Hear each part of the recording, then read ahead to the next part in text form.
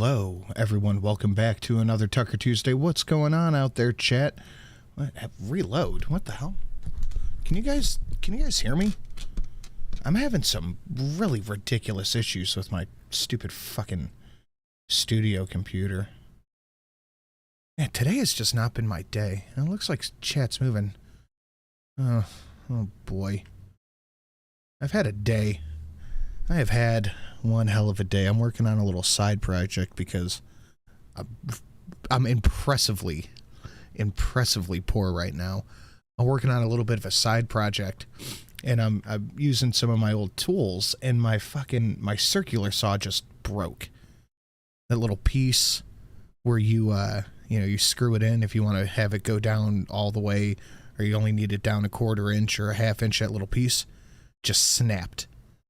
So I'm using it, and it's like bouncing up and down, and I only needed to go through a 1/4 inch of wood, and I went right into my goddamn sawhorse. Oh.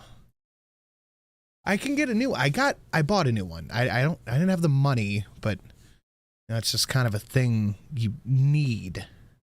It's just kind of one of those things that, well, at least I need because I use it often enough.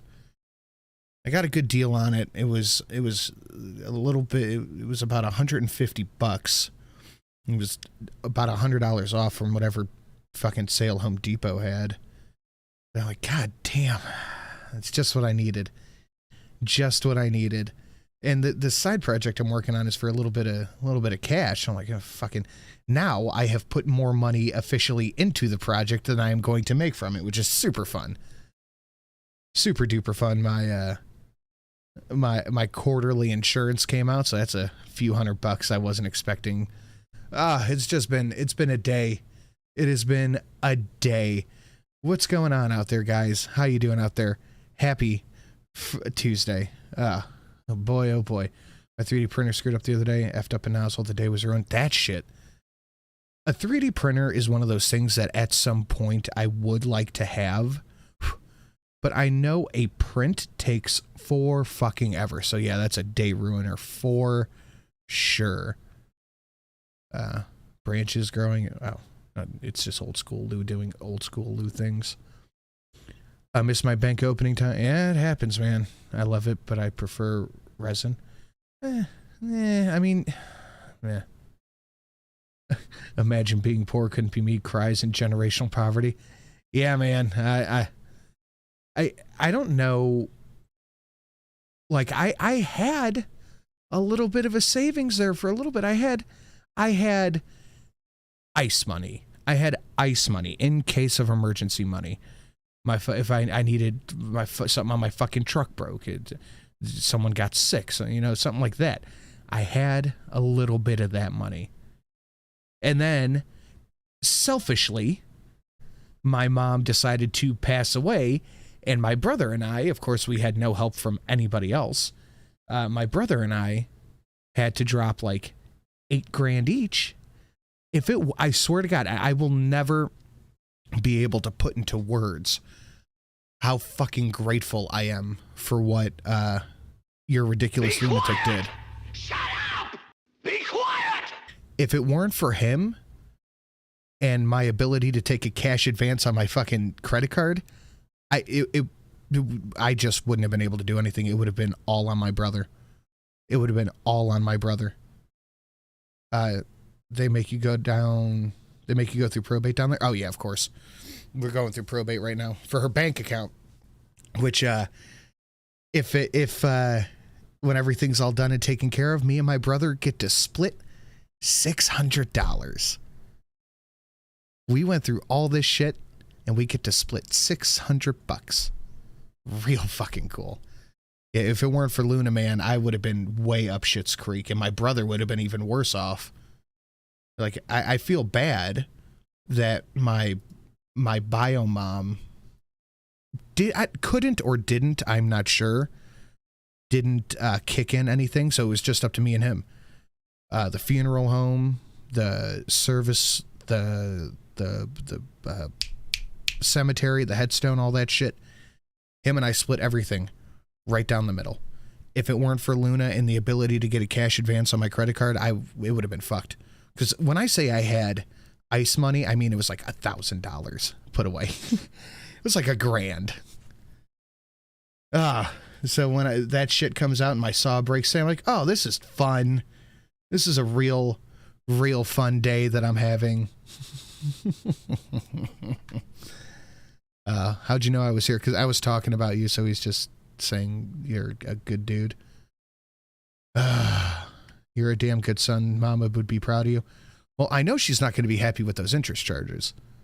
I'm ready for Trump to mog the Republican primary debates. It's going to be interesting, that's for sure. That is for sure. Pinky for 5. Not much, but I hope it helps. It absolutely does help. It absolutely does help. You gonna have some time to narrate this week, bro? Maybe. I got to finish up this project. I don't know when the saw is going to be delivered. I had to order it for pickup from a fucking Home Depot that's out of the way. So they said sometime between Monday and Thursday. So I have to finish.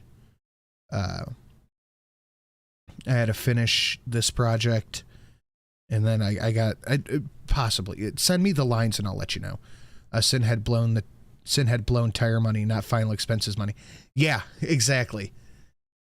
And it's getting to about time to replace the other 2 tires. And they said they would last about 12 months, and they have hung on about those 12 months. It's getting close to that time too. But yeah, I figure it's August now. I got at least 2 more months till it becomes an issue. I want to do it before it freezes. That's where I'm at with it. I want to get the tires done before it starts to freeze, so I'll deal with that. That is a down the road issue. That is I will take care of that later issue. So we're doing what we can. We're doing what we can. Adulting is super fun, man. What can you do? What can you do? You know what? I am very grateful that it was just, insurance is insurance. That they're gonna get that money anyway. There's nothing to do about it. I just didn't realize it was today. But that saw, that hurt a little bit. Like I've had this saw for years, and Mrs. Sin is like, you've had that for a long time. You had that saw when I met you. Sometimes pieces just go bad. You're just gonna have to get another. I'm like, it's the point. It's a good damn saw. I just got another one. But I got I'm really happy with the deal I got on the new one. The saw itself usually goes for like $200, but they were having a sale where it was $150 and you get a free extra battery with it. I'm like, well, silver linings, I guess, because all my hand tools, my drill, my saw, my impact, my buzz, my hacksaw, all that shit, it's the Ryobi set. So you just swap out fucking batteries as needed. It's like an extra battery and a tool. It's like a $300 deal for $150. Yeah, the fuck, I'm buying that. Hell yeah. That is definitely a thing to buy. Anyway, that's enough of me bitching. Whatever. What can you do? It is what it is. Hopefully, when I finish up this little woodworking project for the thing, I can at least break even on it. And it can get some of my work in front of other people who might want to buy it. What is this tool? It was a circular saw. Call to Curl for 777. Have some money. Thanks, man. I appreciate that. I don't want to get too far into it because all that shit. I am having a pretty decent day. And the only thing that made it a decent day, I got my big kahuna. That's all I wanted. I got my big kahuna, and that's it. So I am happy enough, I guess. I'm sorry, guys. I just needed to bitch for a second. I'm sorry. No one wants to hear about my fucking horse shit. Everybody's got horse shit going on. Scribe was putting out a link earlier. I just wanted a diarrhea of the face real quick, but I don't know what happened. I don't know the details of it, but some shit happened with Satsu and his family. They had a pretty hard financial setback of about $2,000. And if you guys can help them out, the GoFundMe, I will pin it at the top of the chat. Satsu is a good dude. I am friends with, like, I hang out with him. He's a good guy. Bitch away, it's your stream. We're here for you. Thanks, man. So if you can help him out, that's amazing. If you want to throw some cash at me, you know how to do that. We are 2 on the Awoo. From one woodworker to another, I feel your pain. Not much, but I hope it helps. Hey, man, it does. It does help. Don't get me wrong. That's absolutely helpful. But you know the feel. Like you're working, and the saw, it didn't even like kind of break. Like that plastic piece just fell off, and then the whole bottom of it was like just a rocking boat because you're pushing on the wood and it pushes back. You can push it down, but it's like, okay, fuck, fine. Literally nothing to do. Just gonna have to get it done. I'll leave it to my company to do the fire drill right before our lunch break, so we even get less time to eat. Oh, that's shitty. That's so shitty. Just missed the bitching. Can you start over? I'm just bitching about how my saw broke. Fostonia, getting aboard the train. All aboard. Thank you, Fostonia. But guys, if you can help out Satsu, I pinned Scribe's comment to the top. Satsu is a genuinely good dude, and he definitely deserves it. If you want to throw some pity dollars on me for my stupid insurance and stupid broken good fucking saw. That was a good saw, too. It's a really good saw. Anyway, we're going to get into it, guys. Smash that like button, share it out. If you feel so inclined, hit up the Streamlabs. You can unlock one of the new question mark donations down below. And boy, howdy, let me tell you, they are good. You know you're an adult when you get excited about tool deals and no longer kick ice under the fridge. Well, I definitely get excited about tool deals. It's just the fact that I had to buy the tool that I was not expecting. Anyway, let's get to this. We are going to cover Tucker. What was he doing? Tucker talking to Colonel Douglas McGregor about the Ukraine war. I kind of skipped over the Vivek Vivek one because, you know, the more and more I learn about him, the more iffy I am on the dude. And there's people like Ham and Beans whose opinion I hold in very, very high regard who say this cat's not trustworthy. So I kind of go, okay, no, I'm gonna side eye this. But let's get to this. Let's talk about Ukraine. And if you guys want to help us eat Ukraine, the stream goal is up above. We are damn near 10% to goal. Pretty much everything that NBC News and the New York Times have told you about the war in Ukraine is a lie. The Russian army is incompetent, they claim. Oh, shit. Oh, right. I don't have the thing on here. Okay, I'll get it set up. Ukraine is a democracy. Vladimir Putin is Hitler, and he's trying to take over the world. Thankfully, the Ukrainians are winning. None of that is true. Every claim is false. The last one, how do I not especially. have the train? The Ukrainian army. How do I not have the Awoo train thing on here? Oh, because I had to reset OBS. Damn, it's these little things. These little things that happen that you don't really notice until later, but I feel like a dick because it's been a staple for so long, and it's just not here right now. All right. Yeah, give me a second. I'll get it back up. Is not winning. In fact, it's losing badly. Ukraine is being destroyed. I don't know how anybody in their right mind could look at everything that's going on with Ukraine, the size of the Ukrainian army, and Russia. I mean, it's Russia. And go, oh, yeah, Ukraine can win this. You are actively trying to get people killed. Can you just not do that? Like, it'd be nice. Its population is being slaughtered in lopsided battles with a technologically superior enemy, or scattered by the millions to the rest of the globe as refugees. Ukraine is running out of soldiers. As that happens, the question will inevitably arise, who's going to replace them? If the Ukrainians can't beat Putin, who will? The answer, of course, will be us.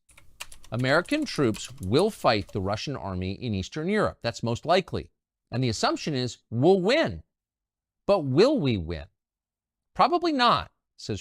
Well, I don't think will we win is the question. It's can they win? Because in my mind, it just does not. It just doesn't seem likely. It does not seem likely that Ukraine can pull off a victory against Russia. It sucks, and it's a crazy thing to say, but it just is what it is. Former Army Colonel Douglas Macgregor, a decorated combat veteran who advised the Secretary of Defense in the last administration. The U.S., says Macgregor. Luna, I see what you did. Guys, can we give a big round of applause? Yeah.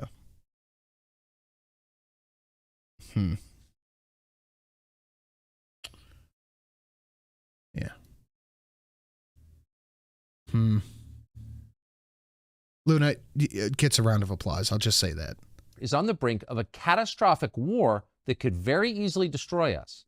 Few Americans seem to understand that, but they should. Doug Macgregor is now the CEO of Our Country, Our Choice, and we sat down with him recently. This conversation is worth hearing. Doug Macgregor. Ooh, this looks a little bit better than the last time. Look at that. I like it. Thanks for joining us. How would you assess and describe the state of the war in Ukraine right now? That's an important question, and not enough people have good answers at this point.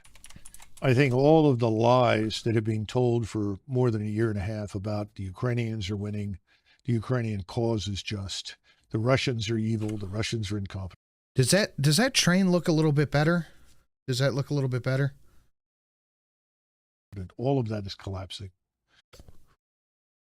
Yeah, Luna.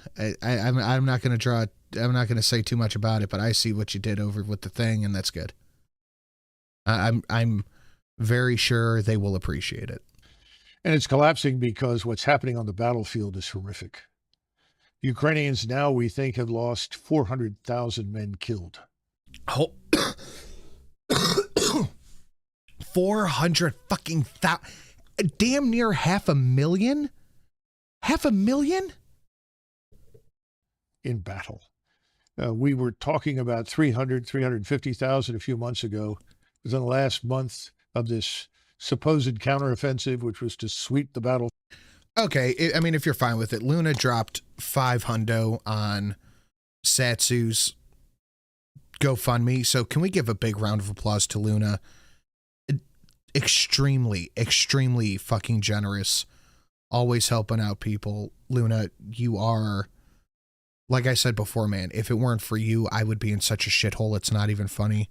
Guys, give it up. Luna, absolutely amazing. Field, they lost at least 40,000 killed. We don't even know how many people have been wounded, but we know that probably upwards of 40 to 50,000 soldiers are amputees. We know the hospitals are full.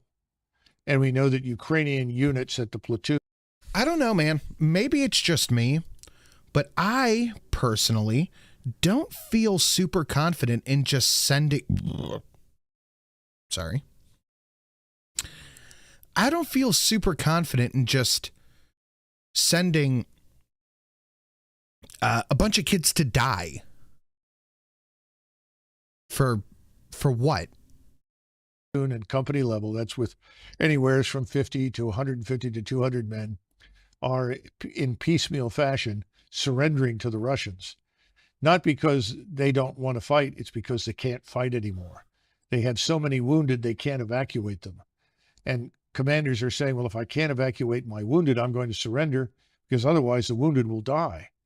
And so they call the Russians, and they all speak Russian, and tell them on the radio, look, I've got 50, 60 wounded here. I'm going to surrender because I don't want them to be killed. And the Russians from the very beginning have always treated the Ukrainian soldiers very fairly and very gently. And so they know they're not going to be abused or mistreated. They know they can actually be exchanged for Russian prisoners in the future. So they're surrendering. And I think we're going to see this army that we've been spending so heavily on increasingly melt away. And at the same time, as we're talking, if you look at this long banana-shaped strip of territory in southern Ukraine. Oh, I got something long and banana shaped. I got something long and banana shaped for Ukraine. That the Russians control. If you go to the northeastern corner of that, south of this city called Kharkiv, there are major Cannibalistic Wizard. You and I are of one mind on that, my friend. People will constantly excuse everything Ukraine has done. And there's literally only one reason why people do that, and it's just because it's Ukraine. And that's the progressive thing right now, is to be pro-Ukraine. That's why the NPC meme is so hand in hand with the Ukrainian flag, because that's the thing. Like, everybody, all of the same people who will go on and on and on about Nazis and alt-right and white supremacists, etc., etc., etc., will just 100% excuse Ukraine full of Nazis blaming the Jews for Russia invading them. Like, it is fucking insane that people are just cool with this. The West just doesn't want the Russians discovering all the shady shit they've done in Ukraine. It's not just the West. It's literally the American leadership. What, it's Romney, Pelosi, and Biden's kid who all had business dealings in there? Yeah, of course they don't want fucking people to discover that shit. major offensive operations taking place there right now. And the Ukrainian forces are being swept away in front of the Russians. And again, all of this happens in a way that is just not reported in the West. And in the meantime, rather than admit that this is a terrible tragedy that should be ended on humanitarian grounds, if no other, that the killing should stop, as President Trump said, stop the killing, we're going to continue. And this puts the Russians in the unhappy position of marching further west, because from the very beginning, Putin and his advisors were never interested in a war with NATO or the United States. That's why you've had such incrementalism, this slow grind of movement forward. Oh, Romney and Graham? Well, Graham doesn't have kids. Lindsey Graham he's got to be right? He's a little bit, offensive operations for a long period to build up the force, and then continued offensive operations. They have over 300,000 combat troops in reserve in Russia. And I think they're sitting there and not being released to fight because President Putin anticipates the possibility that we will intervene in Western Ukraine. And if we intervene in Western Ukraine... Oh, thank you, Ham and Beans. A poof. He is a poof. Oh, and people who are in Discord posting about how they got banned, don't do that shit. And if you have, go back and delete that, because A, I don't want to fucking get in trouble. And B, you're going to get banned again. Ban evading is against TOS pretty much universally. So don't be dumb. And no gore. Or don't make mods do stuff. No Fed posting, no gore, no CP, no threats, no blah, blah, blah. You guys know the deal. You know the deal, and there's 3 Awoos on the train. And you're going to smash that like button. You're going to share it out. And if you can, you will consider throwing some stuff on the Awoo train. Daddy Sin is coming out, god damn it. The Russians will be ready for that. And the consequences for us and for NATO will be devastating because... Well, no, it's the consequences for us because, let's be honest about it, we are NATO. We are NATO. Exactly, mailman, and you're gonna fucking like it.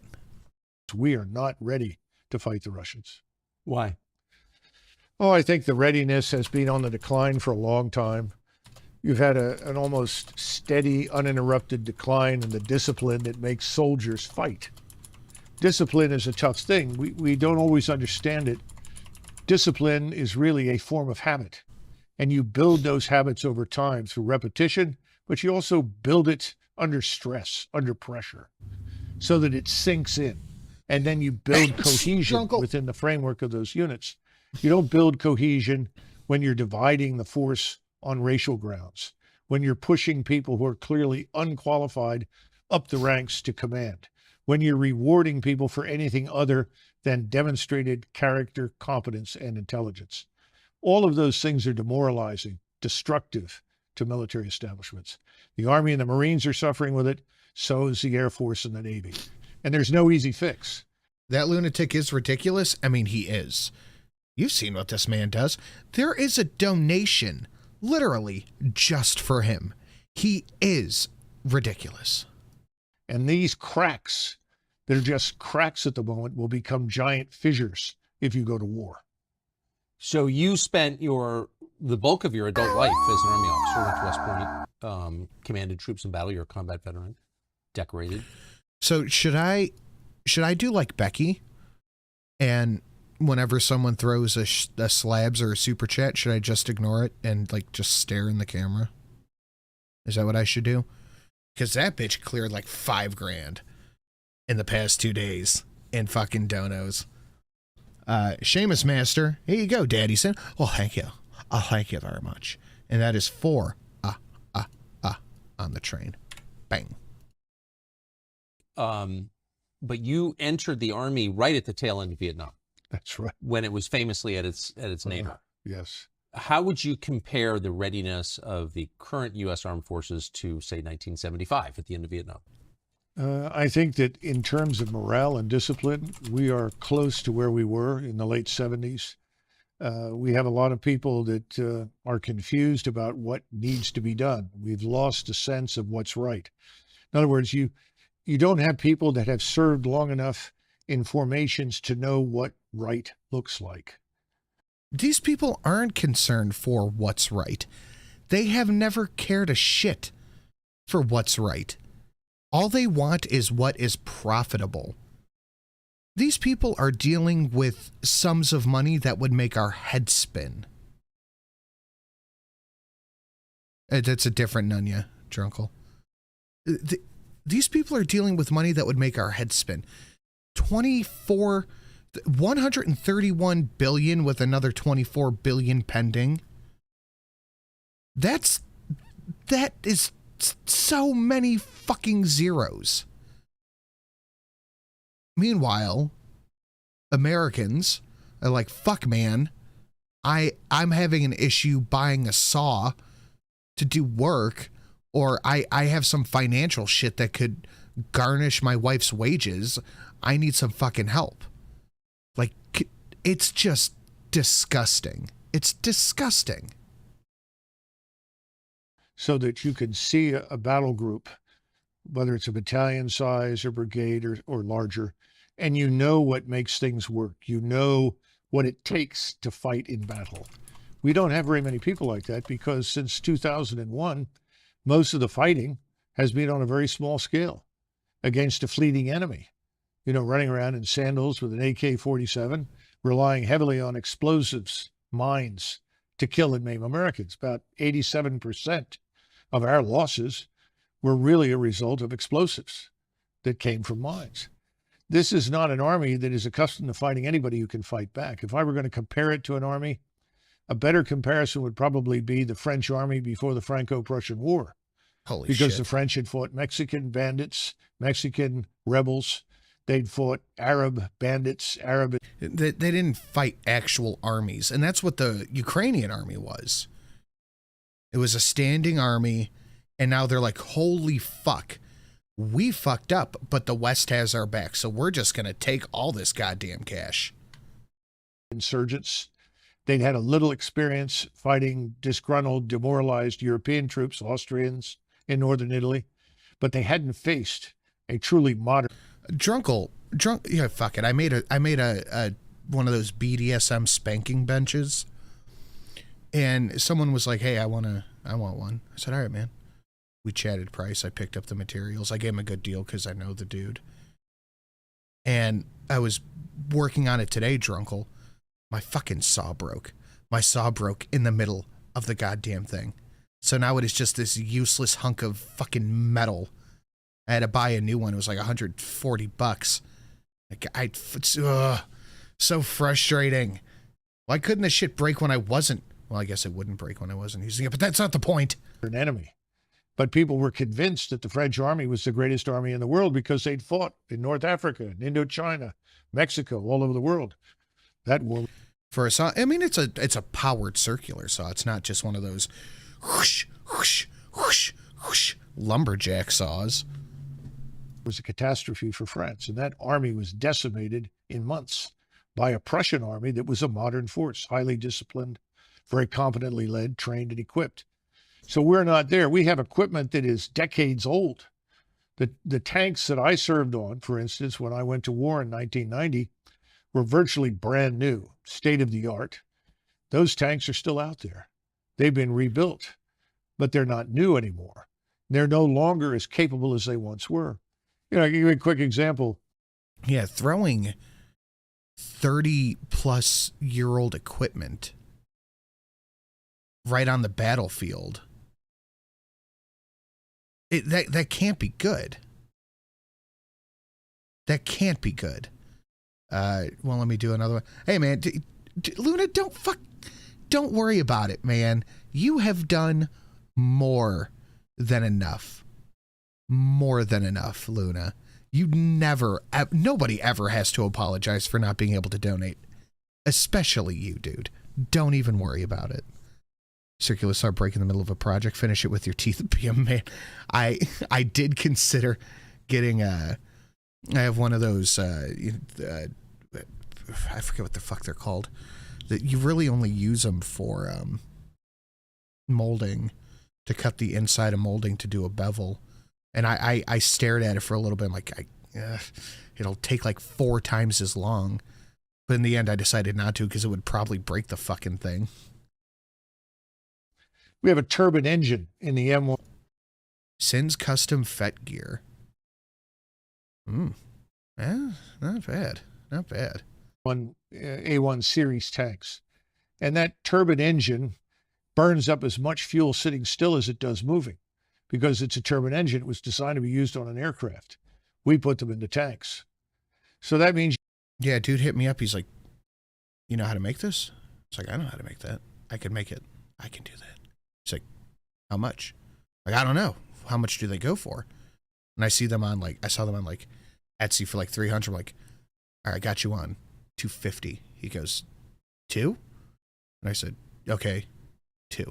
Like $50 for materials, and now 150 for a saw, so I might break even. You've got an 8-hour tank. Every 8 hours, if you're operating, you've got to refuel this thing. This thing also burns fuel at a very, very high temperature, over 1,000 degrees. And there are 40-plus connections around the engine that are very brittle, that can easily cause fires if the accident... I mean, this sounds like wonderful fucking material to have our military in. Or any military. Yeah, let's just put these guys in death things. That's fine. Evidently, they touch these little tubes. I think I would too, Zach. If in a Black Hawk, yeah. That carry various types of fluid if they actually touch this engine that's burning so hot. So the engine is so hot that you can track the movement of U.S. Army ground forces with tanks from low Earth orbiting satellites. Holy shit. So if you think you're going to hide or conceal yourself or outpace somebody, you're just a glowing target from space. To this must be added the ridiculousness of not having replaced that engine with a reliable state-of-the-art diesel electric engine, which is much cooler, which can go for 24 hours or more without a refuel. And these things are extremely problematic when you go to war, because you have to pull forces back, refill them, return them to the front. That's not easy to do when you're operating as frequently as every 8 or 6 or 9 hours. They say, well, we put it on, I guess, a generator on there to make up for this when you're sitting still. The problem is that you don't sit still for very long in combat, because if you do, you're going to be targeted and destroyed. And that, of course, is what we're seeing in Ukraine.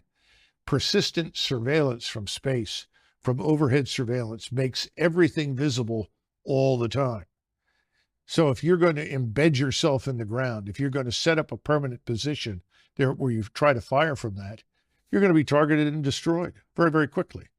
So that's why this defense right now looks a lot like World War I, because it is a little bit Great War-ish. I feel like if you gave the Ukrainians those little propeller planes, you know, those dogfight planes, and then $50 to use them, they would just send some poor 16-year-old up there going, you fly. And then who gives a shit at that point? We got $50. Anybody who moves is identified and killed. The only limitation on your ability to target and destroy the enemy is ammunition. The Russians, of course, have no shortages whatsoever. You recall at the beginning of this, we have all these shortages, right? The Russians can't keep up with missiles. The Russians can't keep up with shells. Well, they have multiple manufacturing facilities operating 7 days a week at 24 hours a day. We have no surge capacity in the United States. It would take us many, many months to come up to that kind of standard where we could actually compete in high-end conventional warfare. And that's why people like me and others worry that if we get into a confrontation, that we cannot win because the world has changed, warfare has changed, integrated air defenses will knock virtually everything that flies out of the sky, that we will then fall back on Biplanes, thank you. a nuclear deterrent, a tactical nuclear weapon that says, if you keep advancing, we'll have to use a nuclear weapon. We don't. Russia isn't a threat to the United States. I mean, they're really not. Not in any real conceivable way. But the issue is that the U.S. has so many dealings in Ukraine. They have so many fucking things that they don't want the Russians to see, let alone not have the ability to do what we're doing there, that they can't let it happen. Want to go there because the notion that there are so-called tactical nukes. That is true, Luna. Really, nobody is a threat to us in a conventional war. You've heard that expression? Yes. Oh, that's just a little nuke. So that won't precipitate a major war. The use of any nuclear weapon is going to precipitate escalation very rapidly because your opponents will assume that if they don't use their nuclear weapons, they're going to lose them. So we're living in a terrible dilemma right now.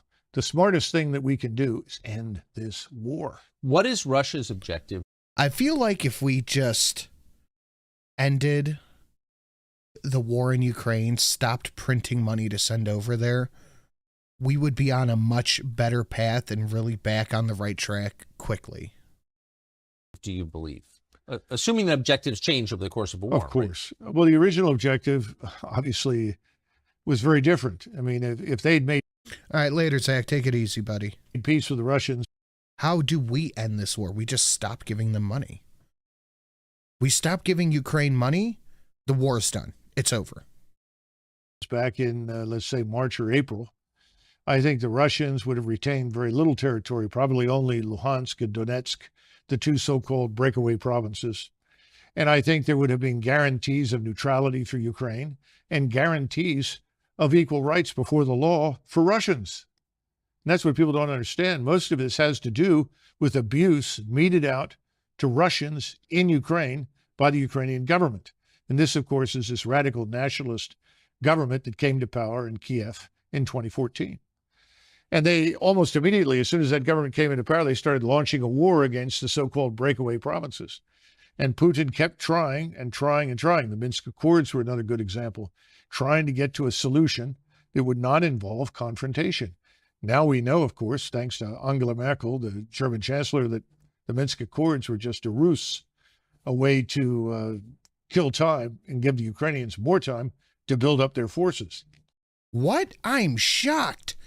Shocked, I say. I don't believe that for a moment. To build up their forces for what?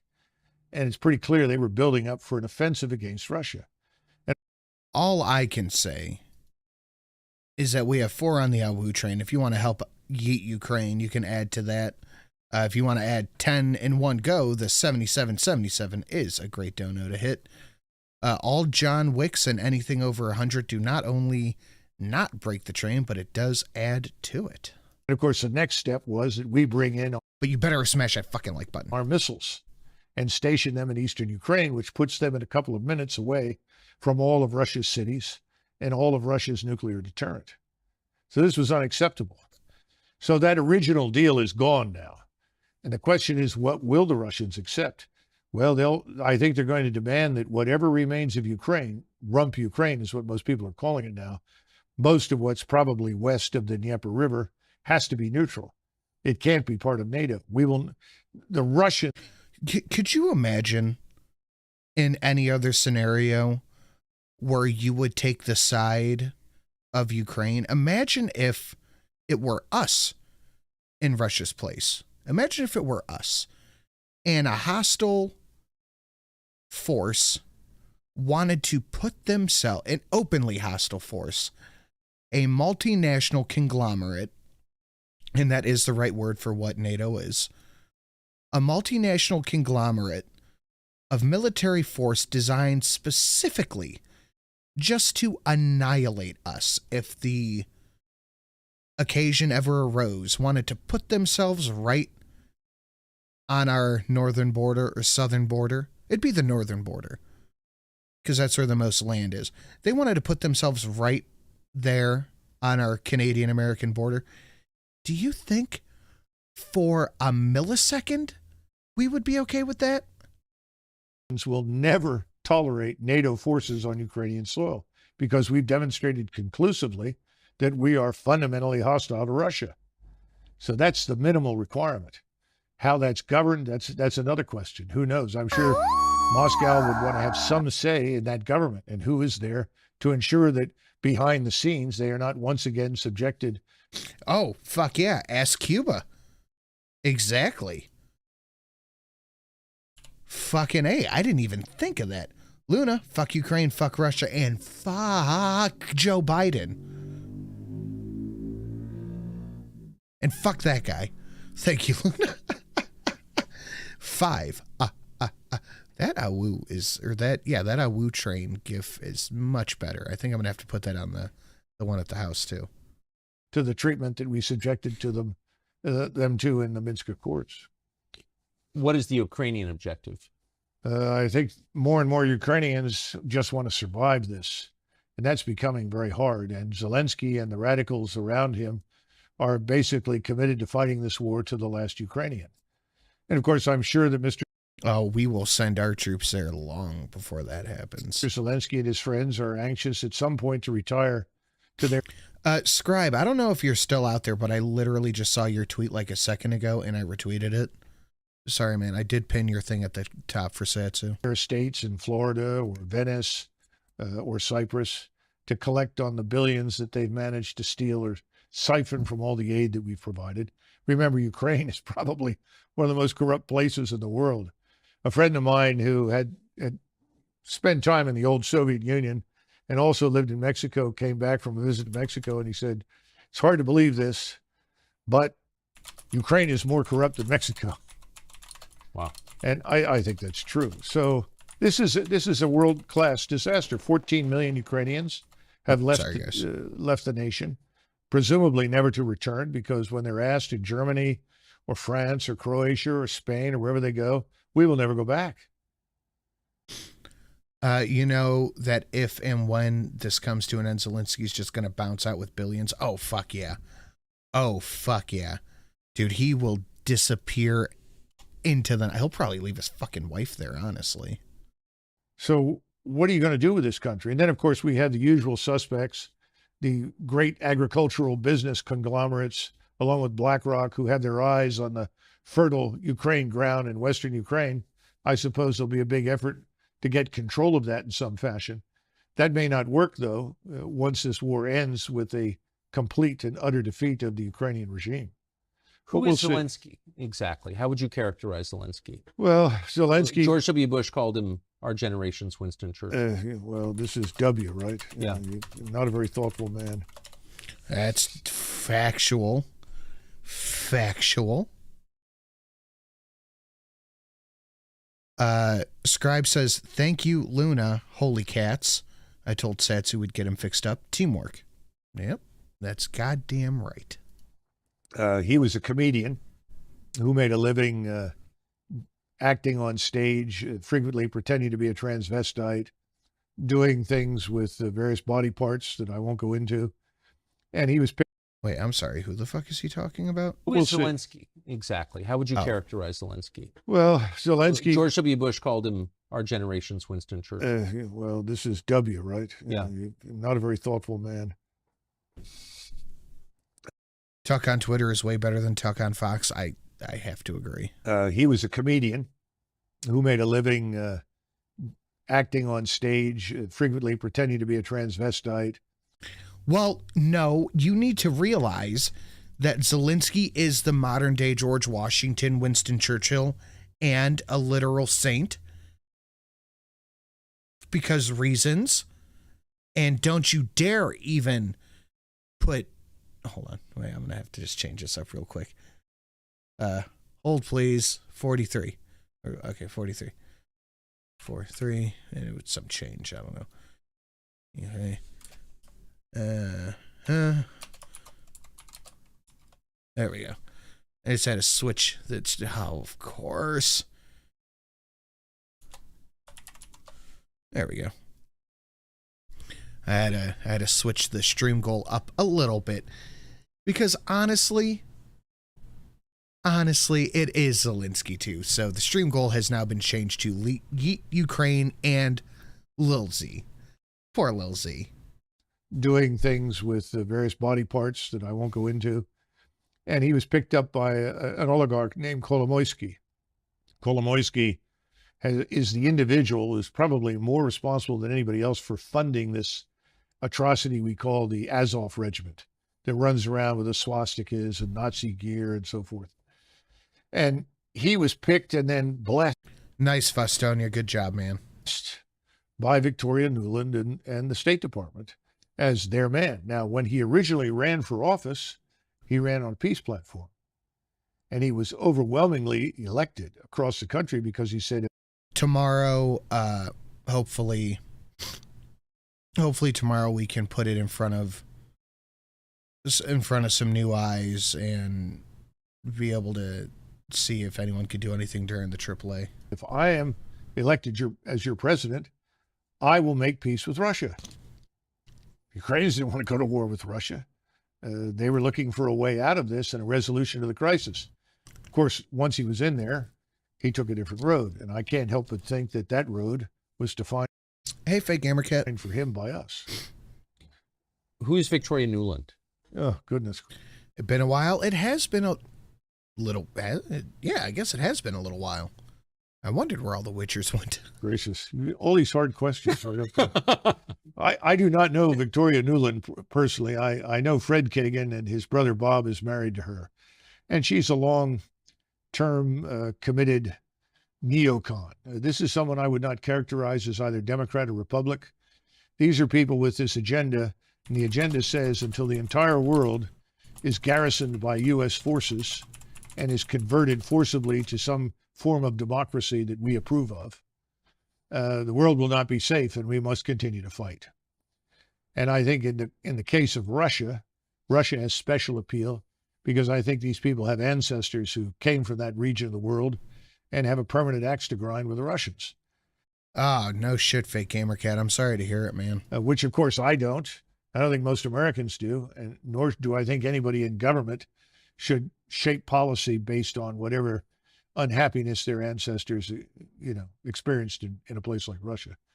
So that's a nutshell, but I think that... I don't know, J.K. Who could these people be? That's enough. And wherever she goes, usually there is conflict, crisis, and fighting. And she's a strong opponent of fighting to the last Ukrainian. Does she, do you think, have relevant experience that would qualify her to be in charge of this war? Well, obviously she does. But, it's sort of like asking somebody who has never snaked a drain or replaced a garbage disposal to be a plumber. And I think Yeah, I think those are the kind of people we should avoid when it comes to these kind of matters, honestly. have a lot of those in Washington. She's not the only one. So, no, I don't think she understands the gravity of the situation. These are the same people. Tony Blinken is in this with, what's his name? Sullivan I keep mixing up Sullivan with the previous O'Brien, who was in the White House. Not much difference. And Sullivan will... That thing make it to you safely. I will be going to the post office tomorrow because I have to send out Big Dave's figure. I was working on a project today, but horse shit happened and I did not have time to run up there today. I don't need to get into the Saw story again because I'm just going to get mad again. Honestly, I should not even be really mad about it, though, because that Saw lasted a long time. Scribe Light, holy cats, thank you to everyone who donated to help out Satsu. Indeed. I'll tell you, well, you know, the Russians are weak. The Russian But yeah, I'll run up to the P.O. Box tomorrow. economy is fragile. The Russian armed forces are poor. Their generals are terrible.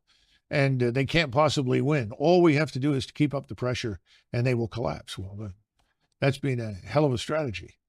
And it's killed large numbers of people and created millions of refugees and destroyed the country, but it hasn't hurt Russia. And Russia today is stronger than it has been in 30 or 40 years. You have a Russian military establishment that is now more potent and more capable than the Russian military was in the mid-1980s. Is that shocking to anybody that Russia, who has been held, how do I word this? Russia, who has been seen as a hostile force, therefore seeing other people as a hostile force, is it any surprise that they upped their military game? It shouldn't be. Why? Wars typically, don't they degrade a military force? Well, the Russians have been very, very careful and deliberate, very cautious about the expenditure of life. What do you think the casualty numbers are in Russia? You know, that's a hard one to estimate. I think probably 50,000, 40 to 50,000 killed, maybe another 40 to 50,000 wounded. Wait, total? Yes. As compared to the Ukrainian? 400,000 dead. Yeah. So this is... The ratio is 1 to 5. You believe those numbers are roughly accurate? Yes. Yeah, absolutely. And these are 50,000 to 400,000, that's a larger country, or with a much smaller country with a much smaller military. I mean, that's a grotesque. Oh, it is. And the manpower is leaving Ukraine as quickly as it could get out because people don't want to be thrown into the meat grinder. You can't defeat what the Russians have built. They were the first back in the 1970s to understand the criticality of linking intelligence, surveillance, reconnaissance in space, as well as on land and at sea, with strike weapons. What's a strike weapon? Rockets, missiles, guided artillery. Things that go pew, for precision. They've done that extremely well. So that's one of the reasons they have thousands of guns, hundreds of rocket launchers, hundreds of ballistic missile launchers, cruise missiles, and so forth. And these are then linked to that ISR. So the response time is almost instantaneous. A Ukrainian formation is located at this spot next to this building on the outskirts of, say, Kharkov. They can have missiles on the way to those targets, or rockets, or drones within the space of perhaps 5, 6, 7 minutes. So this is a very well-structured, well-organized machine. And the machine is grinding up everything in front of it. And I guess when you walk in, you have to go, "Welcome to the machine." it's not going to be defeated. What about the space-age military technology that we've been sending to Ukraine? That hasn't brought parity? Well, first of all, a lot of the equipment we send over there is, quite frankly, obsolete. It's very old. It's not new. We've given them a few new items, but not much. And remember what I said about missiles. We sent them some Patriot missiles. And I think at this point in this newest round of money, what, 750 million, something like that, we're sending 33 missiles, Patriot missiles. These are missiles that are used to shoot down aircraft or cruise missiles, incoming opposing forces. Every time you're in air defense, people will tell you if there's a target out there, you shoot 2 missiles at it as a minimum to make sure you get the target. Well, you run out of our missiles in the space of a few days. 33 missiles will be gone in 2 or 3 days. You can't possibly defeat the thousands of projectiles that are being hurled in your direction. And the radars, of course, emit, and so your radars light up and become targets. That's shocking, right? This is a no-win situation because the Russians, though they were not prepared in February 2022 for this kind of war, they are now. And they're continuing to prepare, which includes... All we're doing really is training Russia to fight us, because essentially that's what they're doing. They're fighting our equipment. Continuous mobilization. They're up to 750,000 troops in and around Ukraine. Most of them are on the outskirts, Belarus, Western Russia, down in southern Ukraine. That number is going to rise over the next year, I would expect, to 1.2 million. And people are reservists being called out of universities. People are being through the military now, working in universities to become engineers, architects, mathematicians, whatever. They're being pulled out, put in uniform, and readied. Because, again, our intransigence, our demonstrated hatred and hostility for Moscow and for Russia has convinced the Russian people, as well as the leadership in Moscow, that they are going to have to fight us and anyone who is allied with us. So they're prepared. At the rate we're going, that's exactly what's going to happen. Preparing for that eventuality.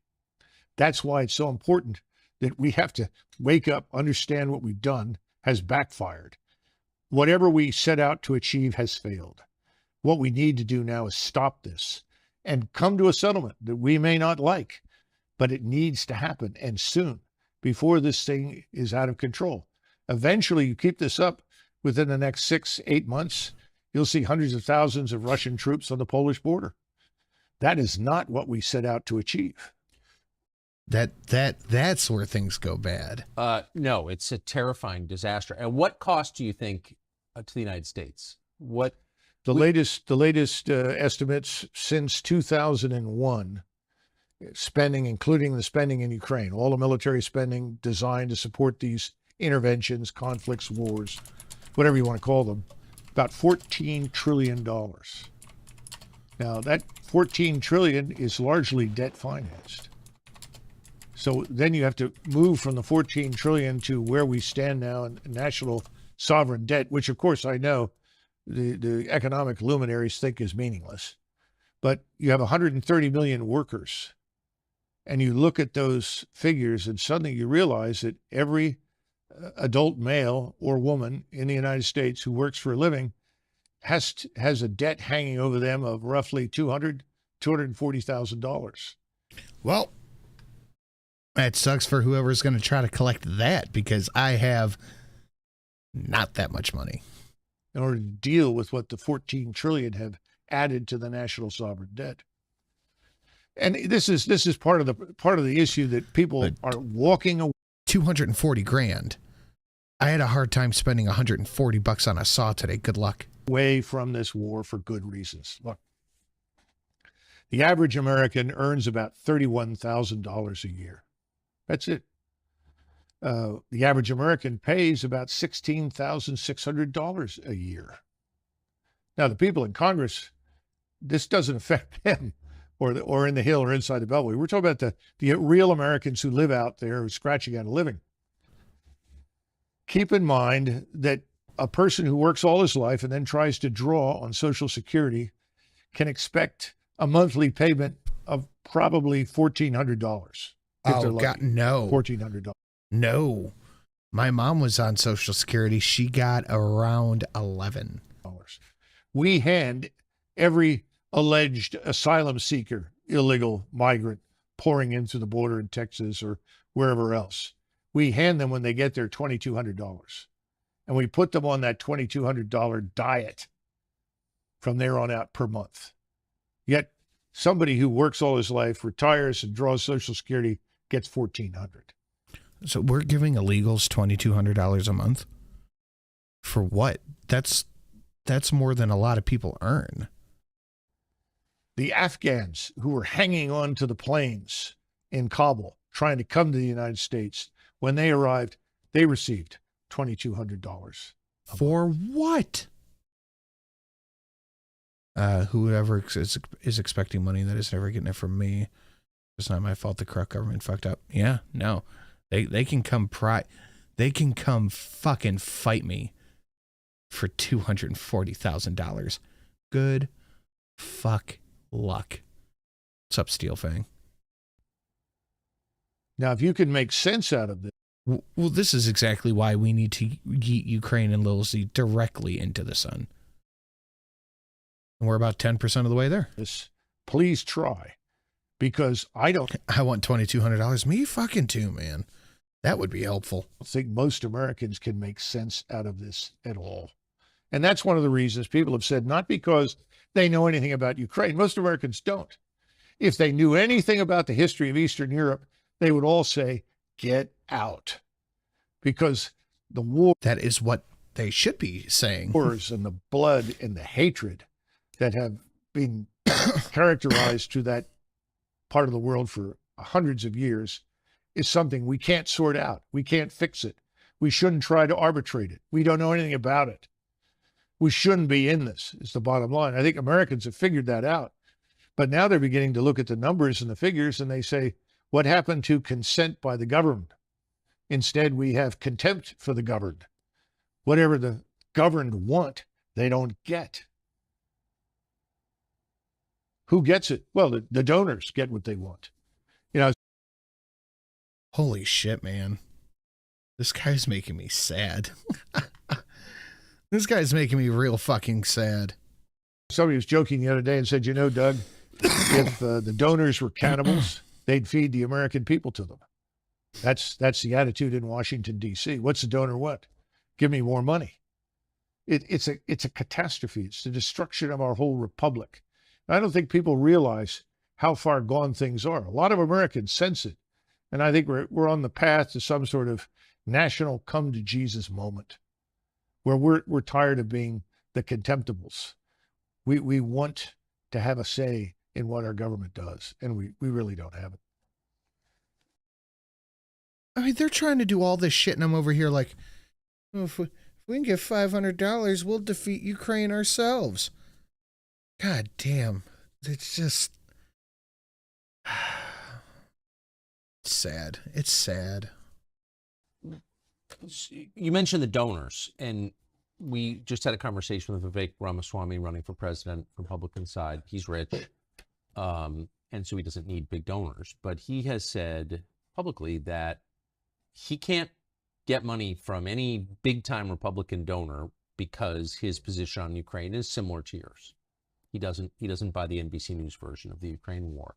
Why are donors on both sides so attached to a war that's clearly hurting the United States? Well, first of all, you've got to go through and identify the donors. What's their background? Where did they come from?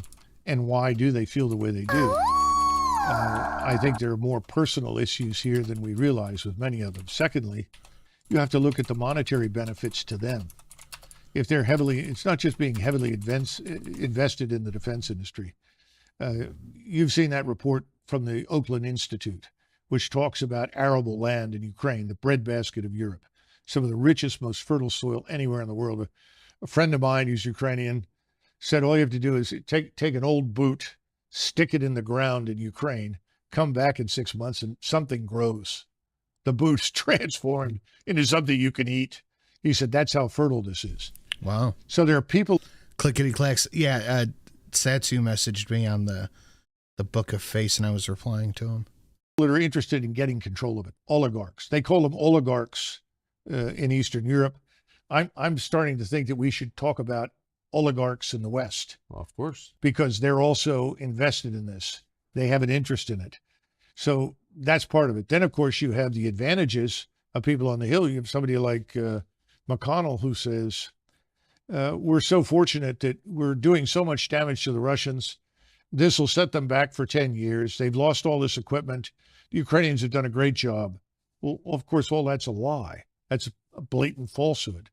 And then he follows up by saying, and we're offloading equipment so that we can replenish with newer equipment. Well, unfortunately, the new equipment we're going to buy looks an awful lot like the old equipment. So you're not necessarily getting new top-of-the-line material. You're just getting new versions of what you've already got, which, of course, is what Congress wants. Unfortunately, that doesn't prepare you for a future war because your probable opponents are investing in very different capabilities from the ones that you have. And remember, again, all the things that we once monopolized, all the precision, all of that's lost now. Everybody has it. There's nothing that we can do that they cannot also do. Oh, hey, Joel, what's going on, man? Tell him I said hi. Okay. Let me open Facebook back up. In Moscow, in Beijing, and probably in many other countries that we don't even know about yet. But of course, it all means money. You know, where does the money go? Does it go into the Defense Department? Sure. But then it's transferred over into industry. And industry then contributes money to PACs. And the PAC money goes where? Back to the Hill. So it's a wonderful sort of recycling machine. It is almost the perfect laundering machine, really, if you think about it. Cult to Krill, choo choo, giving us 5 on the Awoo train. Thank you, Cult. Much appreciated, good sir. We are now officially 10% to yeeting Ukraine and Lil Zelensky right into the fucking sun.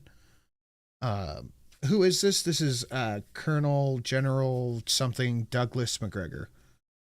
Dude seems to be talking pretty well.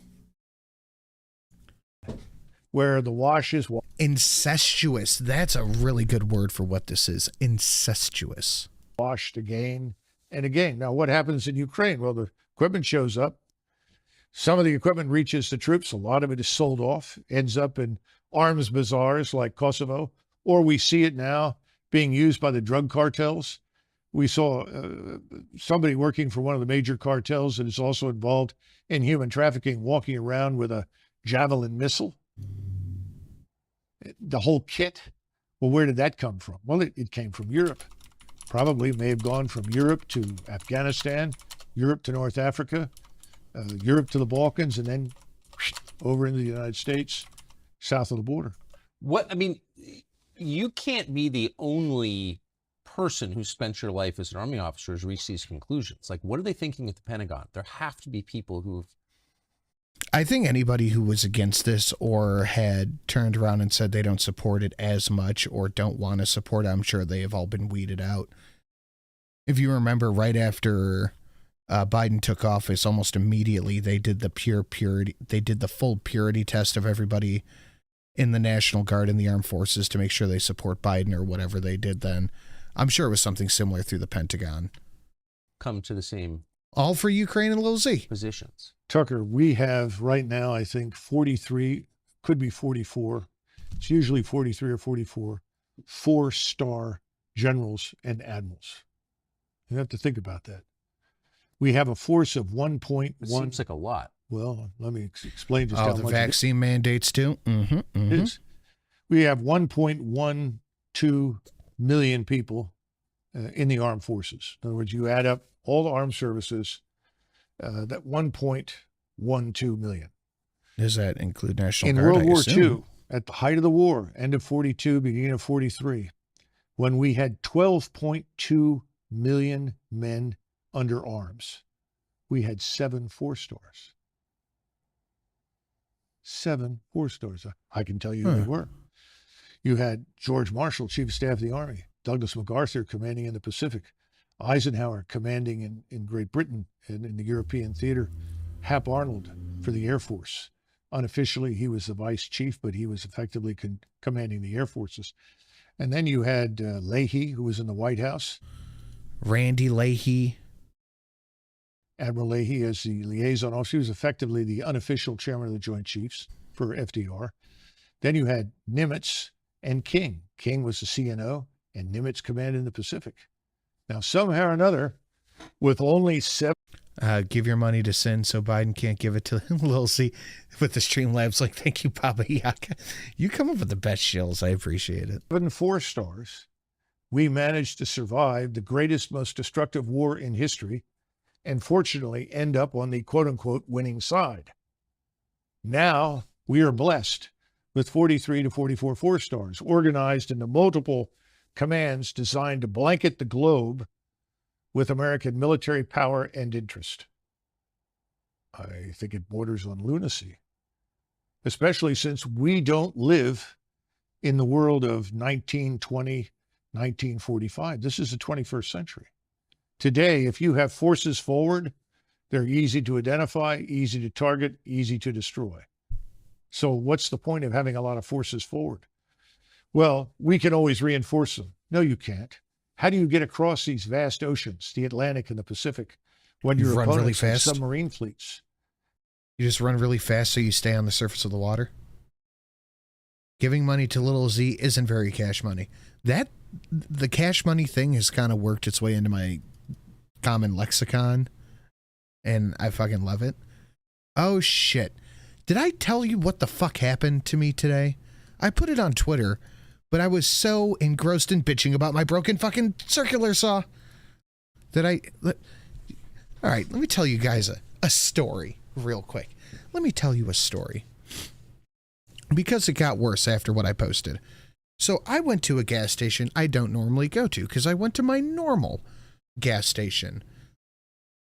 And I said, hey man, do you guys have the Tyson Cool Mint vapes? They go, no, we don't have it here, but our sister gas station over here might, so I drove to where the over here is. So I go to the over there, and they're like, we don't have it either. I go, okay, well, I got to fill up. Let me get a pack of Newport Red 100s, please. And she goes, okay. And there was a tip jar on the fucking counter. That's a little bit weird to tip a gas station attendant who just hands you cigarettes and lottery and shit.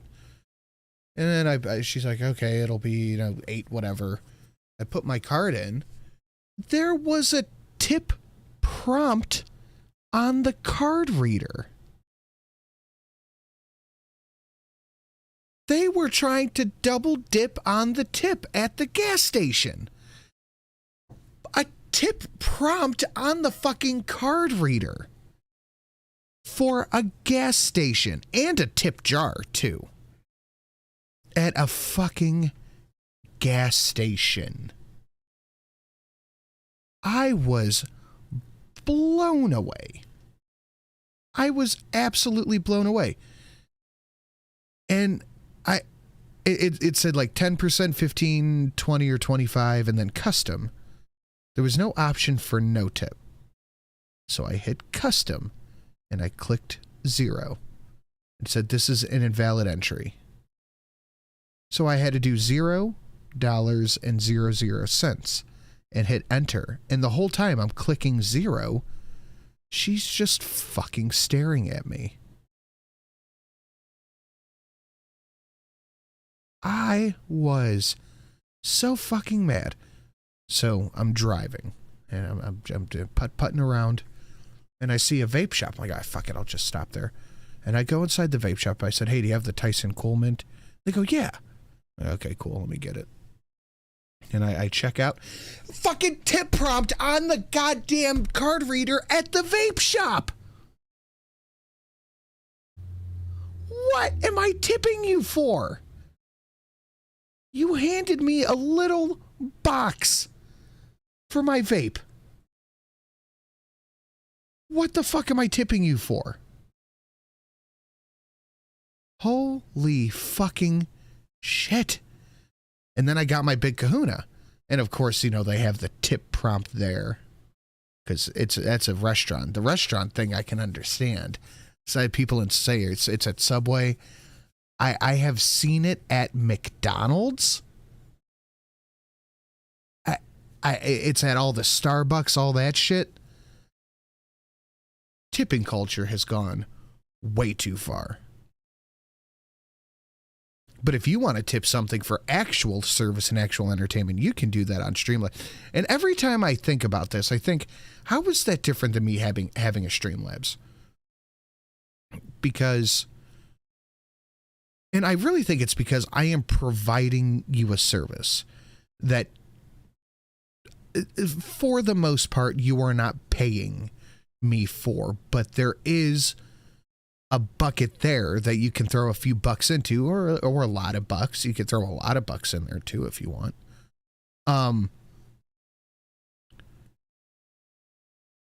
But that's got to be like, okay, you handed me my cigarettes. I'm providing entertainment. I think tipping culture has gone way too far. I don't mind. At a bar, at a restaurant, I am a damn good tipper. Especially if you take care of me, I am a goddamn good tipper. I'm a really good fucking tipper. But no, not at a gas station. No, not at the fucking vape shop. The difference is you're not getting an hourly wage. You're a guy at the park with the open guitar case. I am. And if you want to throw your quarters in the guitar case and then Ukraine will not be getting that money, you can do that on Streamlabs. How many ships do they have to It blew me the fuck away. It was like back to back. Come on, man. sink? Supply ships, transports before everybody says, that's it, we're not going. Same thing true for aircraft. Well, we have better aircraft. We may have better aircraft, but we don't have very good air defenses. Sorry, second tangent of the night. For me, that's not too bad. We've neglected air and missile defense. Exactly, Murberg. Toss a coin to the center. Not the fucking vape shop hippie. For years. In the Army, they always treated theater air and missile defense as sort of the redheaded stepchild because we haven't fought anybody that compelled us to defend ourselves from missile and air attack. Well, those days are over. In other words, if you press this war with Russia in Central East Europe, it will reach us here in the United States. Throw your shekels in Sin's guitar case. That sounds really dirty. That sounds extremely dirty. But thank you. Lena, Admiral King was right about nearly every aspect of the war in the Pacific. MacArthur was a known PDF file. I have heard that. I think Luna in the chat said that too. He gave himself a fucking medal of HOAT for lying about surviving a 500-pound bomb exploding within 10 feet of him and abandoning the Philippines. I will take your word for it, Lena. Thank you very much. Much appreciated. New stream boss at 15,000 HP.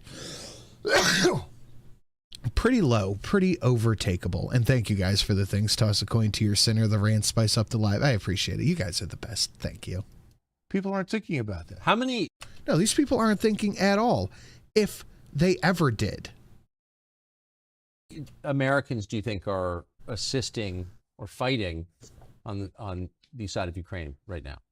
Well, I don't know, but I imagine it must be hundreds because the President of the United States, as you know, has authorized combat pay for Americans in uniform in Ukraine.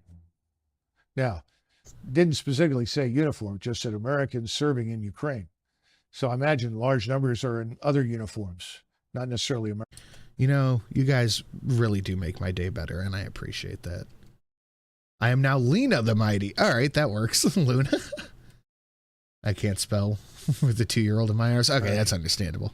Some may be assisting contractors or working with them, but a substantial number. And again, thus far, the Russians have been...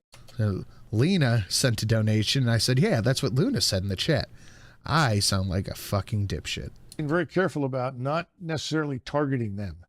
And it would be a mistake to assume that the Russians don't know where they are. And the latest strikes that we've had over the last couple of months have been all the way out on the border with Romania, the border with Poland, the border with Moldova. Precision strikes, Kinshal missiles carrying 1,000-pound warheads. Great accuracy, very destructive. Why? The Russians are sending a message. If you think you're going to hide from us if you come in here, you're not going to do that. If you cross these borders, we will annihilate you. You'll never get to the Annihilated. Dnieper River. We won't permit it. And we need to come to terms with these realities because we can't defeat it. And see, this is a sad... Well, this is the thing that we just need to understand. That Ukraine will not win. It just won't happen. Somebody will say to me, well, Doug, you don't sound very patriotic.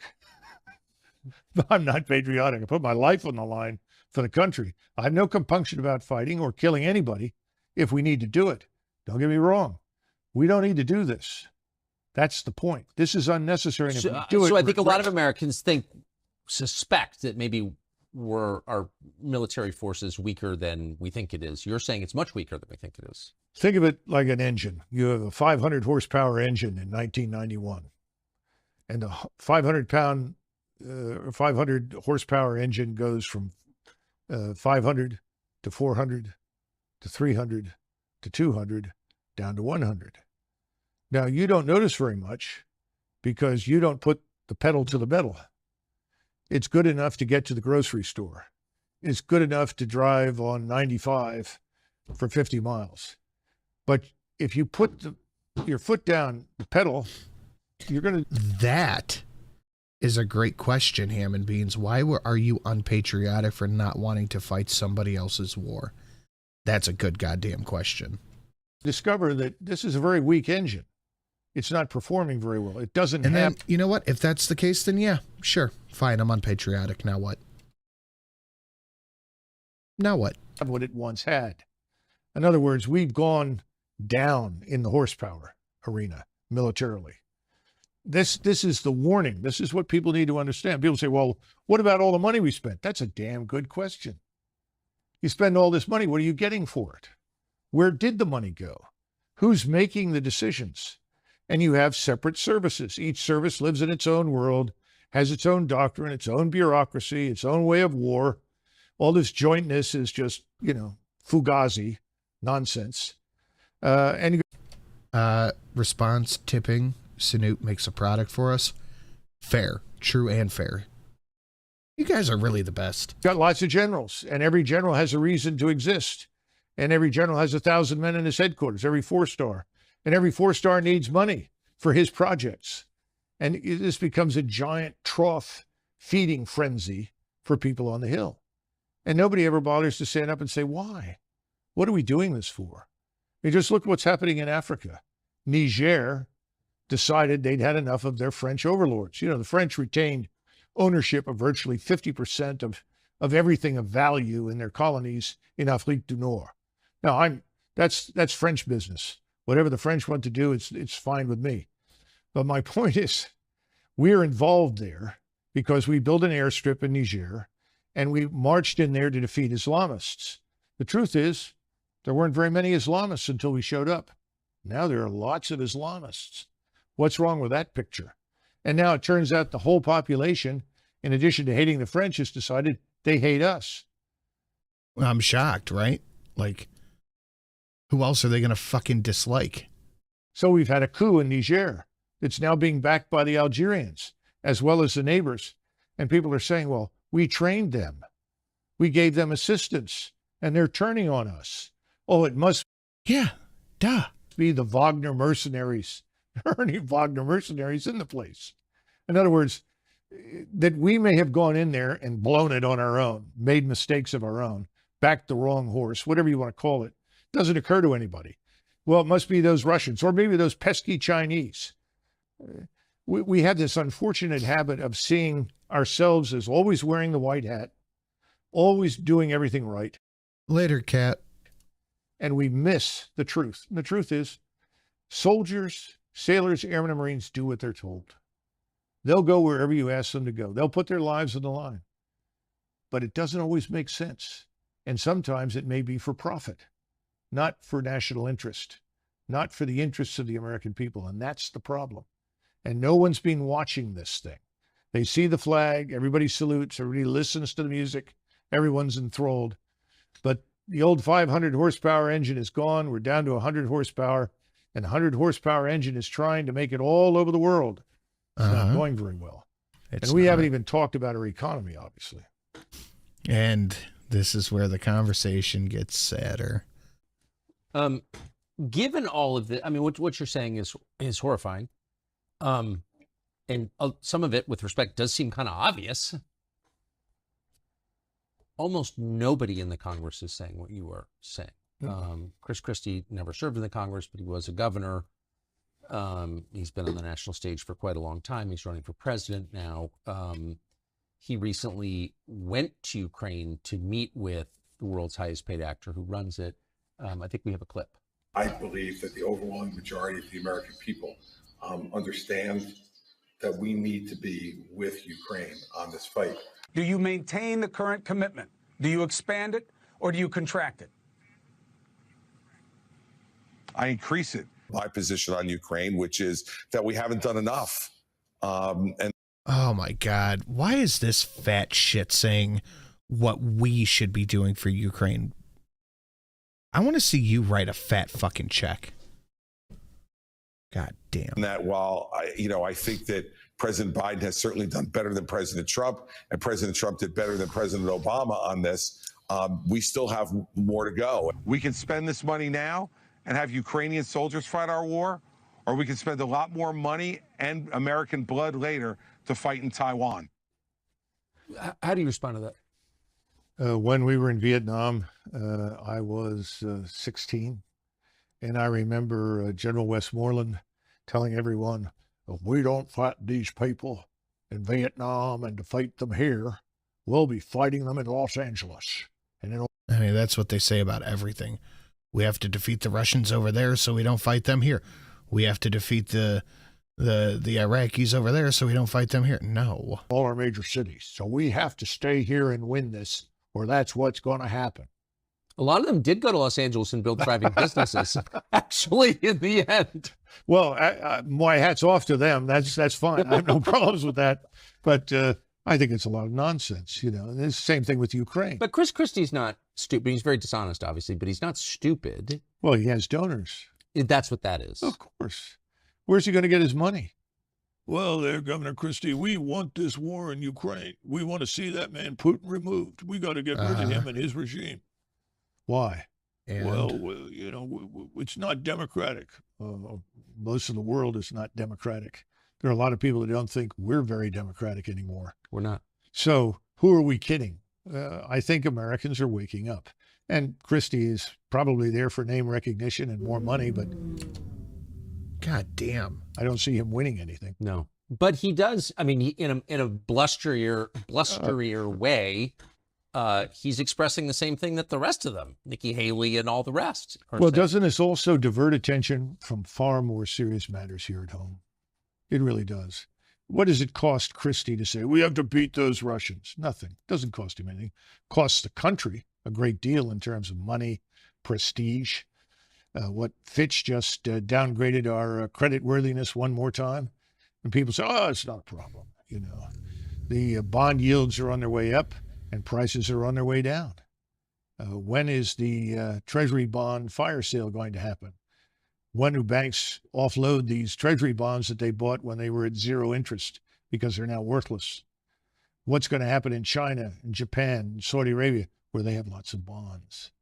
I mean, we're fragile. We're vulnerable. Nobody even mentions it because nobody wants to fess up and tell the truth. We've overreached. We're running on fumes. What about this economy? What are we building? What are we producing? You know, that's what. Yeah, I think so, Faustoni. I think just those two. That's what made us a great power between 1865 and basically 1920. That's when your industrial base was created. That's when you had people like Edison and Tesla, Rockefeller, all these people. They were tough and they were intelligent and they were effective. The only person I see out there now who's remotely like that is Musk. He's building something. He's creating something. When you do that, you create employment. I don't see that happening. High-tech startups? The hell are they? What are they doing for us? A new app on your phone? We've got to wake up and say, oh, well, AI is better algorithms. No, AI is dangerous, and we need to understand and just work with that as knowledge, that AI is dangerous. Better algorithms do not replace human beings, and they don't necessarily create opportunity for people to work. We've got to think this thing through very carefully. We haven't done that. What about our energy sector? Oil, gas, we've killed it. We have what, half the refineries we once had? California had something in the neighborhood of 43 or 44 refineries. They're down to 23. You know, how long before suddenly we're in another energy crisis and we need to rapidly refine fuel? Can we do it? Well, the answer is it's going to be tough. It applies, the same thing applies to Raytheon. We want 200 missiles and we want them now. Well, we have no surge capacity. There's no excess capacity built into anything. What are we going to do with this scientific industrial base? What about our agricultural sector? What are we doing for that? I mean, high-end manufacturing is dead. We need to repatriate lots of industries. That's what President Trump talked about. We absolutely need to do that. People say, well, we want free trade. Well, I'm 100% for free trade as long as it doesn't kill us. But if it kills us, then I'm for protection.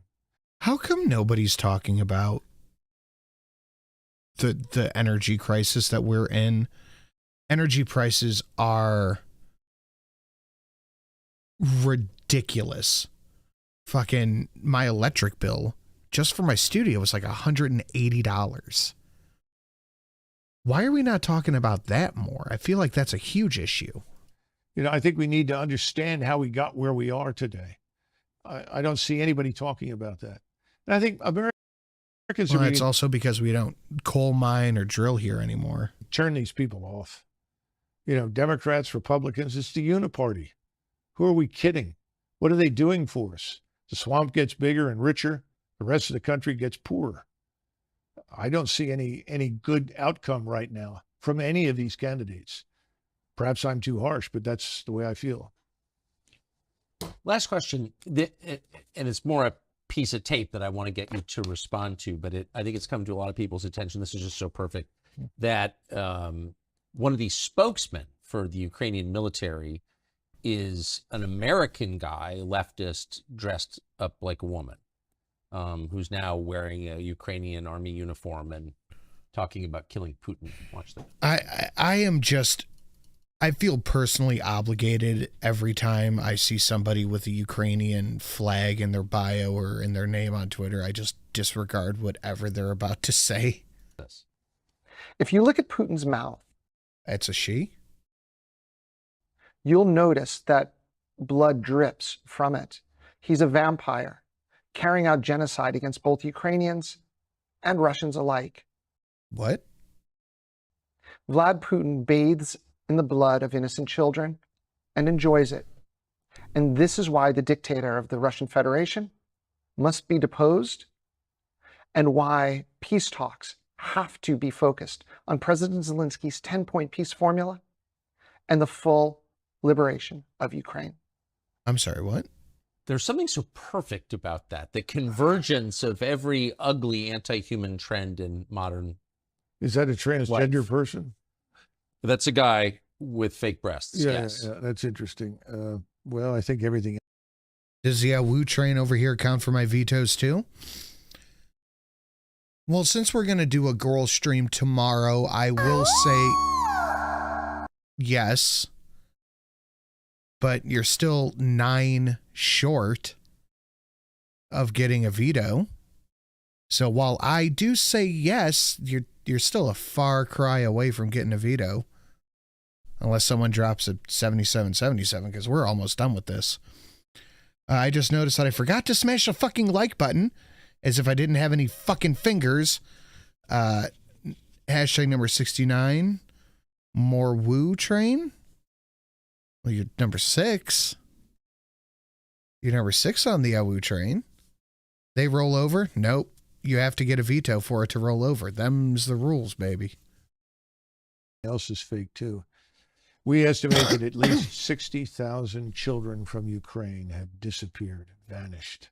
Holy motherfuck. Hold on, I gotta pull this back.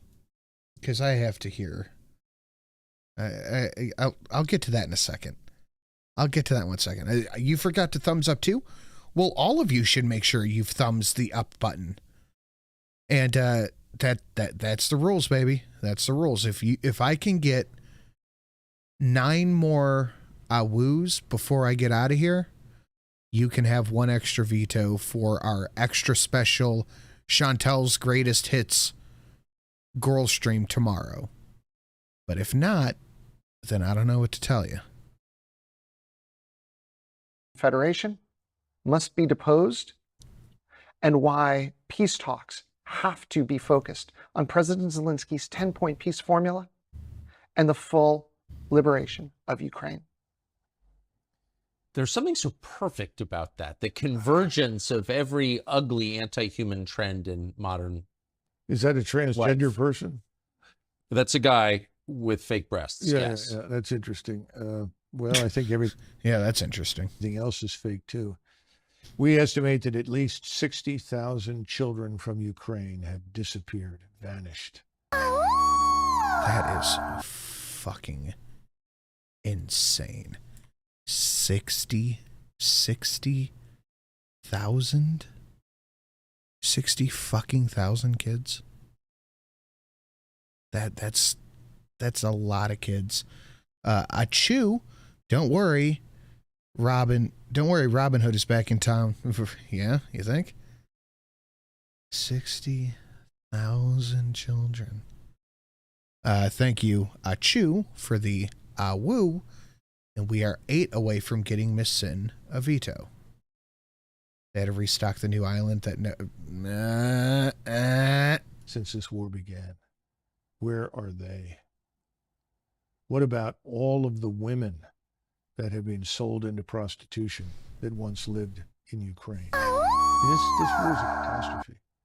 The people bathing in blood are in Kiev and Washington. I didn't know or even consider that was a thing. Like, people do just go missing during war. Holy shit. Fastonia, Austin Powers, that's a man, baby. More on the train. Thank you, Fastonia. Last Royal Raven, when a lunatic, not our lunatic, is a spokesperson for the lunatic system. All right, let's try that again. When a lunatic is a spokesperson for the lunatic asylum. Yeah. It's bad news bears. That is very bad news bears. I don't like it.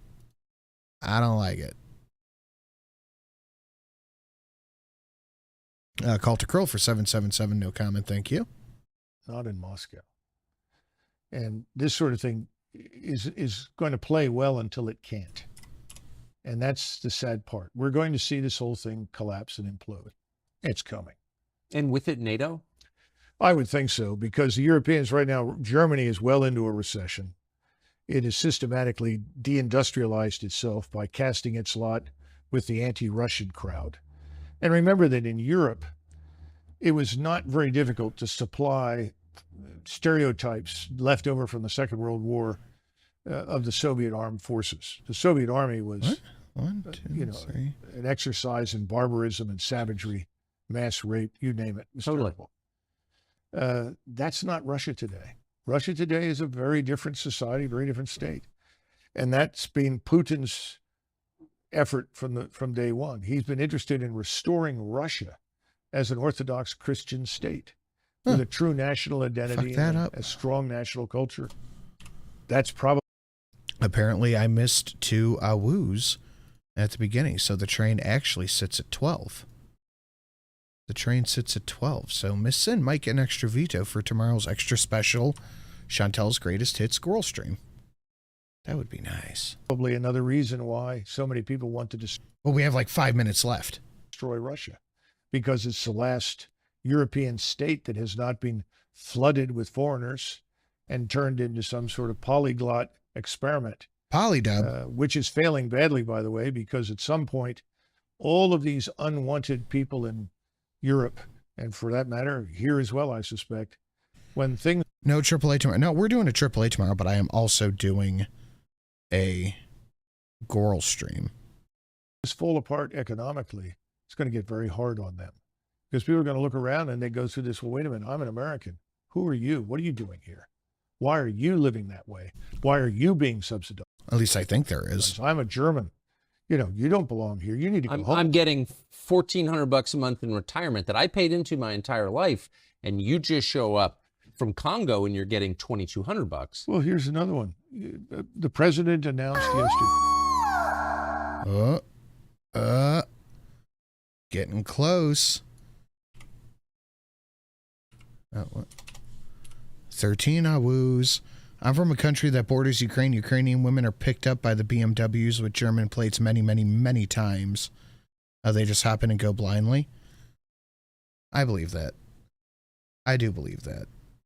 Thank you, Last Royal Raven. Miss Sin, baby, we're 2 Awoo short. You might get it. On one of these tweets. Somebody tweets for him, obviously. Will the girl stream be before or after AAA? Before, probably, because I have stuff to do after. That the people that have lost everything in Hawaii, thousands of them, lost everything. They got 7 $700.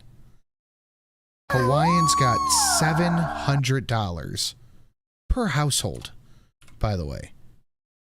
I can see the train station from here. Thank you, Festonia. They got $700 per household. And Ukrainians have like $8,000 per person. Okay. Going to receive a one-time payment of $700. Now, I haven't been to Hawaii in a long time. I'm not even sure I've ever been there, but I have never been. Oh, you're one short, baby. know that $700 isn't going to take care of a family for very long. No. I know $700 isn't going to do shit when your fucking house burnt down. But in the meantime, hundreds of millions, billions. And that's not going to pay a tenth of a funeral. Because that's what they said. If your house burnt down or if you had a loved one die, we're going to give you a one-time payment of $700 per household. That is not going to do shit. That is just Joe Biden going, shut the fuck up and leave me alone. That's his administration going, shut up and leave me alone. I just heard today that one of 13 people on that island were killed and Biden is falling asleep during the survival. Oh, I got all that for Friday, dude. I have all of that for Friday. 1 out of every 13 people on the island died. And Biden fucking fell asleep in the middle of the speech. Oh, don't get me all heated now, man. Doomhammer for the 777. Awoo, thank you, Doomhammer. And I'll tell you what, we're getting into the last couple of minutes. Any earned Awoo from here on out, or not earned Awoo, any earned veto from here on out, Miss Sin gets to carry over indefinitely. So that's anything over 100. And if someone joined a McKinley Club, that's 5.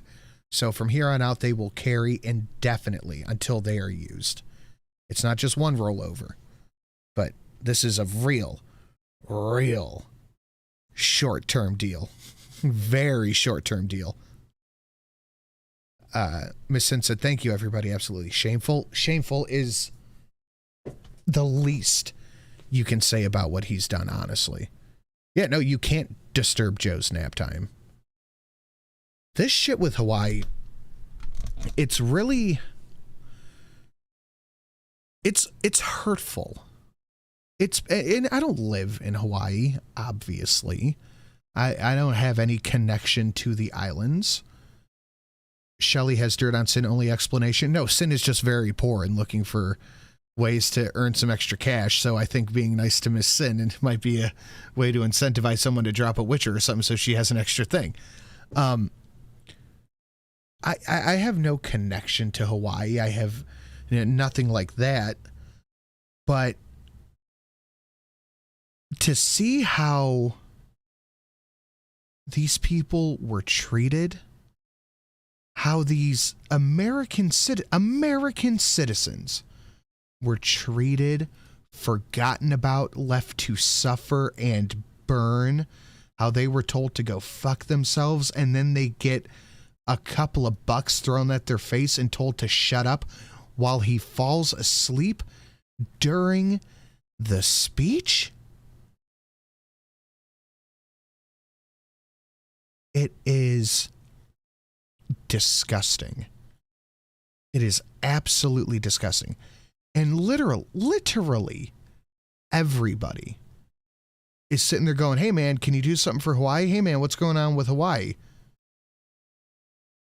It is truly awful. Yeah, no comment. No comment. I had a house that caught on fire once and I almost lost my Corvette. So I understand how you feel having to bury your family and lost your house and everything you fucking own. Here's $700. Leave me alone. If this were literally any other person, I don't even think I say this, I mean this honestly. I don't think Obama could have gotten away with this.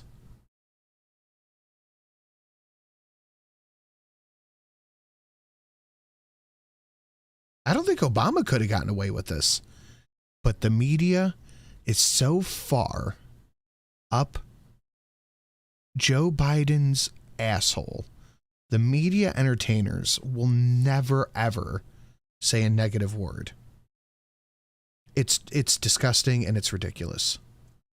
I guess Friday we'll have Bidenomic Relief Fund for... While that is not a bad idea. Actually, you know what? I just think you're going to have to remind me of that Friday. Honestly, yeah, I think you're just going to have to remind me of that Friday. Billions of dollars continue. I don't want to dwell on it because not only will I suck all my fucking energy out for Friday, but it is. Yeah. Continue to flow into this black hole called Ukraine, which I think is an exercise in fraud, deceit, and criminality, to be blunt. So when's it going to stop? When are we going to take care of Hawaii?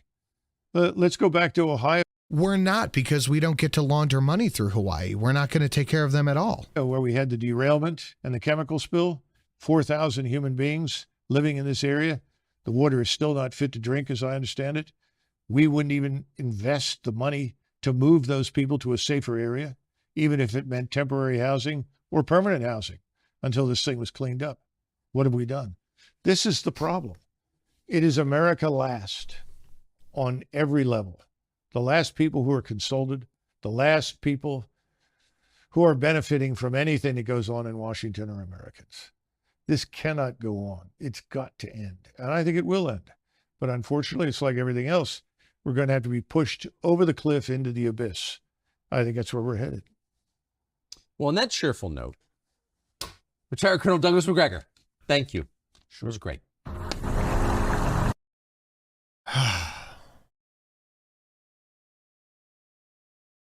This is very sad. This is very sad. Okay, guys, that's it. I will see you tomorrow, hopefully around 3 o'clock for an early girl stream, and then AAA thereafter. Guys, thank you for coming and hanging out. Thank you for the donos, and I will see you all tomorrow. Good night, everybody.